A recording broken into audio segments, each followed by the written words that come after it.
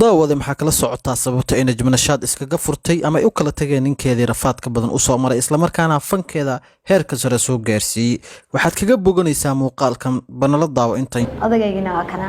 awala maxamed cabdi waa isagii weeyaan wax badan baan soo dhalaadgareynay haye caawaniga fiirinimada odaygaasi ay Najma Nashaad bahadishay waliba si qaab daran ay iskaga furtay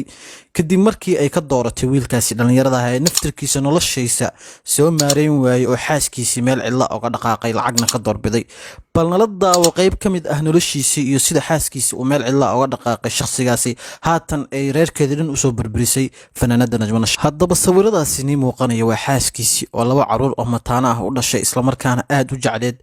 ayuu meel cidla kaga dhaqaaqay kadib markii gabadha reer Nairobi ee ayaan dhad ay lacag u soo bandhigtay lacagna ay ku guursatay waliba loo dhigay arooskii ugu shidnaa Nairobi lagu magacaabo aroosyadii ugu romantiksanaa ee baraha bulshada saameynta ku yeeshay isla markaana loo hadalhay hor inta aan xogtan ku soo gudbin waxaanu ka codsanaynaa inaad channelka noo subscribe gareyso gambaleelkan aad furato si aad u noqoto daawadaha ugu horeeya muuqaalada xilli walba la soo geliyo bartan YouTube-ka ah like-na saarta muuqaalkan si dad badan uu u gaaro like waa noo muhiim gacanta Ilaahay ha ku barakeeyo siina share gareeyo asxaabtaada la wadaag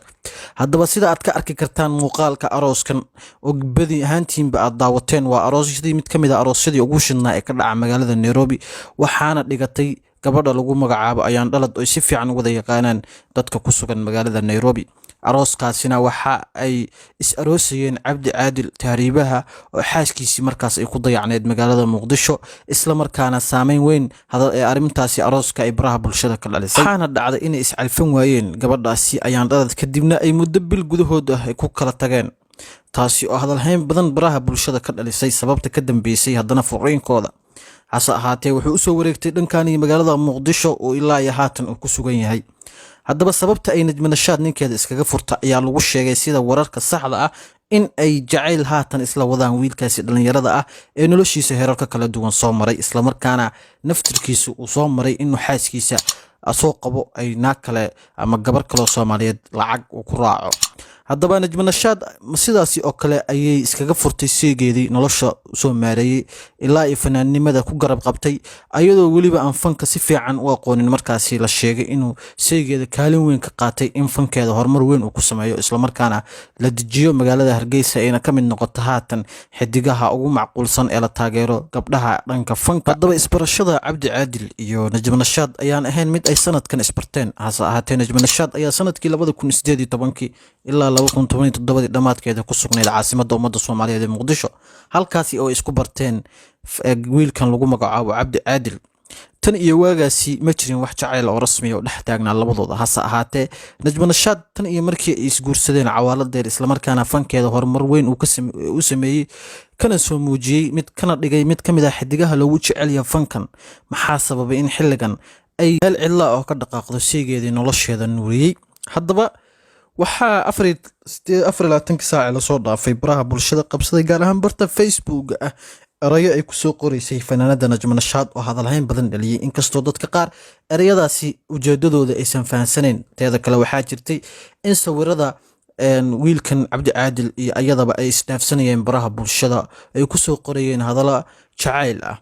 taasoo la sheegay inay digasho ku tahay seegeedii hore ee iska furtay Najma Nashaad dad badan ayaa ku wareersan musalsalka jacaylka fanaaniinta oo ka duwan midka dadka caadiga ay garanayaan ayadoo la arkayo laba fanaan ama fanaanad Soomaaliyeed iyo fanaan Soomaaliyeed oo isqaba oo muddo kooban gudaheed haddana fanaanad kale ama fanaan kale guursanaya waana dhaqanka u yaala fanka in ay isbebedelaan taasi oo sababaysa wada shaqaynta ka dhaxaysa labada qof oo dhanka fanka ah inay carqalad ku keeni karto in labada qof ay kala tagaan ma ahan wax cusub oo hore waxaan u soo aragnay in Mursal Muuse iyo Khadra Saliimo oo wada socdaan noloshana heer hoose ka soo bilaabay in si afduuban ama si farsamaysan ee Hodan Cabdiraxmaan ku soo dhaxgasho isla markaana hadalhayn badan baraha bulshada ay dhalisay wax kale oo cusubna ma ahan in Ogbaad Aragsan iyo Qamar Sugaani wixii dhaxmaray oo kale haddaba musalsalka jacaylka fanaaniinta waa ka duwan yahay midka caadiga ah ee bulshadu ay wada taqaano dad badan ayaana ku lunsan qaabka ay fanaaniinta isku guursadaan iyo qaabka ay u kala tagaan taasina ayaga unbaa laga dhaxlaa arimahaasi oo kale oo had hore aan u soo maqasheenba wabishaariyagu bil khayr weeyaaroso barbar guurku heshiisa ballantii ka dhabaysay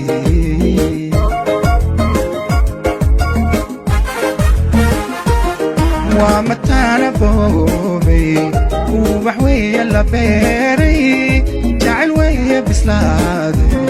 بيحن دون عليمو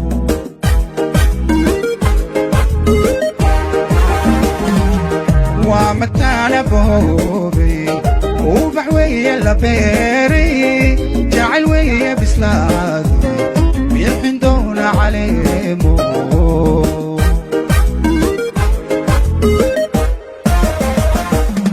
بساسين كنقيسة